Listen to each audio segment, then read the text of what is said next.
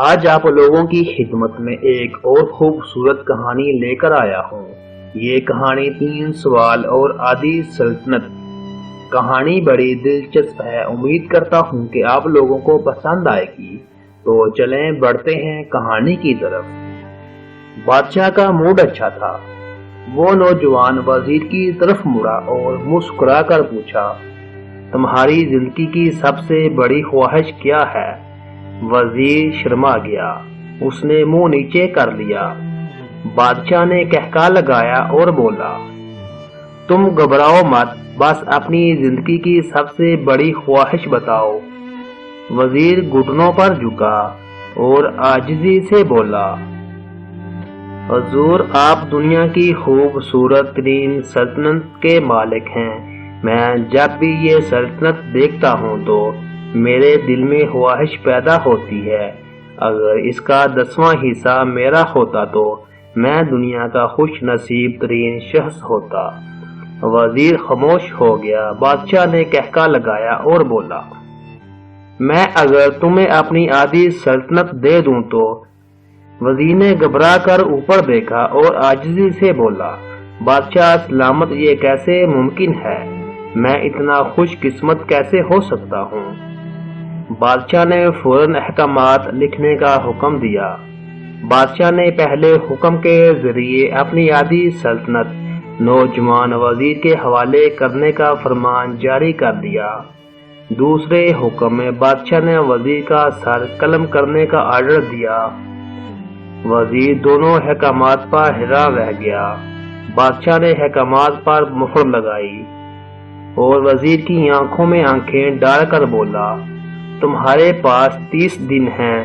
تم نے ان 30 دنوں میں صرف 3 سوالوں کے جواب تلاش کرنے ہیں۔ تم کامیاب ہوگے تو میرا دوسرا حاکم تم ہو جاؤ گے اور تمہیں آدھی سلطنت مل جائے گی، اور اگر تم ناکام ہوگے تو پہلا حکم خارج سمجھا جائے گا اور دوسرے حکم کے مطابق تمہارا سر اتار دیا جائے گا۔ وزیر کی حیرت پریشانی میں بدل گئی۔ بادشاہ نے اس کے بعد فرمایا، میرے 3 سوال لکھ لو۔ وزیر نے لکھنا شروع کیا۔ بادشاہ نے کہا، انسان کی زندگی کی سب سے بڑی سچائی کیا ہے؟ وہ رکا اور بولا، دوسرا سوال، انسان کی زندگی کا سب سے بڑا دھوکہ کیا ہے؟ وہ رکا اور پھر بولا، تیسرا سوال، انسان کی زندگی کی سب سے بڑی کمزوری کیا ہے؟ بادشاہ نے اس کے بعد نکارے پر چوٹ لگائی اور بآواز بلند فرمایا، تمہارا وقت شروع ہوتا ہے۔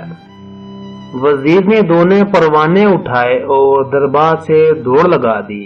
اس نے اسی شام ملک بھر کے دانشور، ادیب، مفکر اور ذہین لوگ جمع کیے اور سوال ان کے سامنے رکھ دیے۔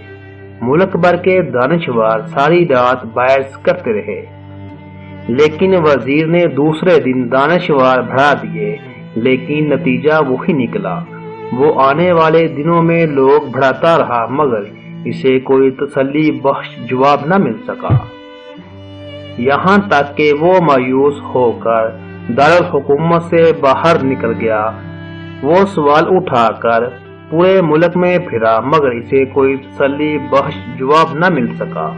وہ مارا مارا پھرتا رہا، شہر شہر، گاؤں گاؤں کے خاک چھانتا رہا۔ شاہی لباس پھٹ گیا، پگڑی ڈھیلی ہو کر گردن میں لٹک گئی، جوتے پھٹ گئے اور پیروں میں چھالے پڑ گئے، یہاں تک کہ شرائط کا آخری دن آ گیا۔ اگلے دن اس نے دربار میں پیش ہونا تھا۔ وزیر کو یقین تھا یہ اس کی زندگی کا آخری دن ہے، کل اس کی گردن کاٹ دی جائے گی اور جسم شہر کے مرکزی پل پر لٹکا دیا جائے گا۔ وہ مایوسی کے عالم میں دارالحکومت کی کچی آبادی میں پہنچا۔ وادی کے سرے پر ایک فقیر کی جھونپڑی تھی۔ وہ گرتا پڑتا اس جھونپڑی تک پہنچا۔ فقیر سوکھی روٹی پانی میں ڈبو کر کھا رہا تھا، ساتھ ہی دودھ کا پیالہ پڑا تھا۔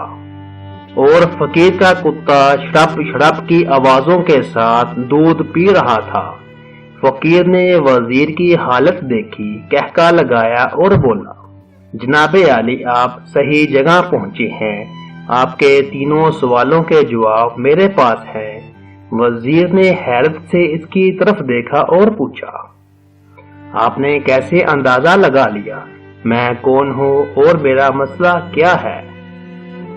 فقیر نے سوکھی روٹی کے ٹکڑے چھابے میں رکھے، مسکرایا، اپنا بوڑیا اٹھایا اور وزیر سے کہا، یہ دیکھیں آپ کو بات سمجھ آ جائے گی۔ وزیر نے جھک کر دیکھا، بوڑیے کے پیچھے شاہی خلط بچھی تھی۔ یہ وہ لباس تھا جو بادشاہ اپنے قریبی ترین وزیر کو عنایت کرتا تھا۔ فقیر نے کہا، جناب عالی، میں بھی اسی سلطنت کا وزیر ہوتا تھا، میں نے بھی ایک بار آپ کی طرح بادشاہ سے شرط لگانے کی غلطی کر لی تھی، نتیجہ آپ خود دیکھ لیجئے۔ فقیر نے اس کے بعد سوکھی روٹی کا ٹکڑا اٹھایا اور دوبارہ پانی میں ڈبو کر کھانے لگا۔ وزیر نے دکھی دل سے پوچھا، کیا آپ بھی جواب تلاش نہیں کر سکے تھے؟ فقیر نے کہکا لگایا اور جواب دیا، میرا کیس آپ سے مختلف تھا، میں نے جواب ڈھونڈ لیے تھے، میں نے بادشاہ کو جواب بتائے، آدھی سلطنت کا پروانہ پھاڑا، بادشاہ کو سلام کیا اور اسی کٹیا میں آ کر بیٹھ گیا۔ میں اور میرا کتا دونوں مطمئن زندگی گزار رہے ہیں۔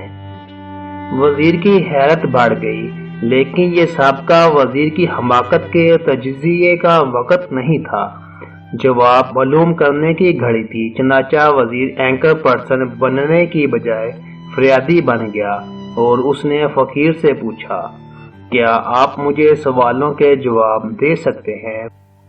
فقیر نے ہاں میں گردن ہلا کر جواب دیا، میں پہلے 2 سوالوں کا جواب مفت میں دوں گا، لیکن تیسرے جواب کے لیے تمہیں قیمت ادا کرنا ہوگی۔ وزیر کے پاس شرط ماننے کے سوا کوئی آپشن نہیں تھی، اس نے فوراً ہاں میں گردن ہلا دی۔ فقیر بولا، دنیا کی سب سے بڑی سچائی موت ہے، انسان کوئی بھی ہو، کچھ بھی ہو، وہ اس سچائی سے نہیں بچ سکتا۔ وہ رکا اور بولا، انسان کی زندگی کا سب سے بڑا دھوکہ زندگی ہے، ہم میں سے ہر شخص زندگی کو دائمی سمجھ کر اس کے دھوکے میں آ جاتا ہے۔ فقیر کے دونوں جواب ناقابل تعریف تھے۔ وزیر سرشار ہو گیا، اس نے اب تیسرے جواب کے لیے فقیر سے شرط پوچھی۔ فقیر نے کہکا لگایا، کتے کے سامنے سے دودھ کا پیالہ اٹھایا، وزیر کے ہاتھ میں دیا اور کہا، میں آپ کو تیسرے سوال کا جواب اس وقت تک نہیں دوں گا جب تک آپ یہ دودھ پی نہیں لیتے۔ وزیر کے ماتھے پر پسینہ آ گیا، اس نے نفرت سے پیالہ زمین پر رکھ دیا، وہ کسی قیمت پر کتے کا جھوٹا دودھ نہیں پی سکتا تھا۔ فقیر نے کندھے اچکائے اور کہا، تمہارے پاس اب 2 راستے ہیں، تم انکار کر دو اور شاہی جلاد کل تمہارا سر اتار دیں گے، یا پھر تم یہ آدھا پاؤ دودھ پی جاؤ اور تمہاری جان بھی بچ جائے گی اور تم آدھی سلطنت کے مالک بھی بن جاؤ گے، فیصلہ بہرحال تم نے کرنا ہے۔ وزیر مشکل میں پھنس گیا، ایک طرف زندگی اور آدھی سلطنت تھی اور دوسری طرف کتے کا جھوٹا دودھ تھا۔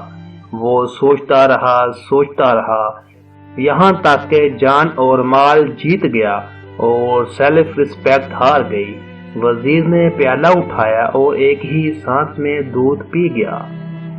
فقیر نے کہکا لگایا اور بولا، میرے بچے، انسان کی سب سے بڑی کمزوری غرض ہوتی ہے، یہ اس کتے کا جھوٹا دودھ تک پینے پر مجبور کر دیتی ہے، اور یہ وہ سچ ہے جس نے مجھے سلطنت کا پروانہ پھاڑ کر اس کٹیا میں بیٹھنے پر مجبور کر دیا تھا۔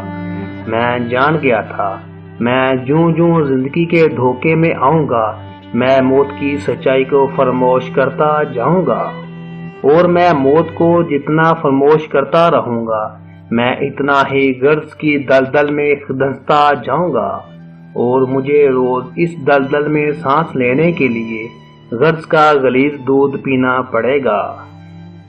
لہذا میرا مشورہ ہے، زندگی کی ان تینوں حقیقتوں کو جان لو، تمہاری زندگی اچھی گزرے گی۔ وزیر خجلت، شرمندگی اور خود ترسی کا تحفہ لے کر فقیر کی کٹیا سے نکلا اور محل کی طرف چل پڑا۔ وہ جوں جوں محل کے قریب پہنچ رہا تھا، اس کے احساس شرمندگی میں اضافہ ہو رہا تھا، اس کے اندر ذلت کا احساس بڑھ رہا تھا۔ وہ اس احساس کے ساتھ محل کے دروازے پر پہنچا، اس کے سینے میں خوفناک ٹھیس اٹھی، وہ گھوڑے سے گرا، لمبی ہچکی لی اور اس کی روح جسم سے پرواز کر گئی۔ ہمیں کسی دن کسی ٹھنڈی جگہ پر بیٹھ کر زندگی کے ان بنیادی سوالوں پر ضرور غور کرنا چاہیے۔ ہمیں یہ سوچنا چاہیے، ہم لوگ کہیں زندگی کے دھوکے میں آ کر غرض کے پیچھے تو نہیں بھاگ رہے، ہم لوگ کہیں موت کو فراموش تو نہیں کر بیٹھے، ہم کہیں اس کہانی کے وزیر تو نہیں بن گئے۔ مجھے یقین ہے ہم لوگوں نے جس دن یہ سوچ لیا، اس دن ہم غرض کے ان غلیظ پیالوں سے بالاتر ہو جائیں گے۔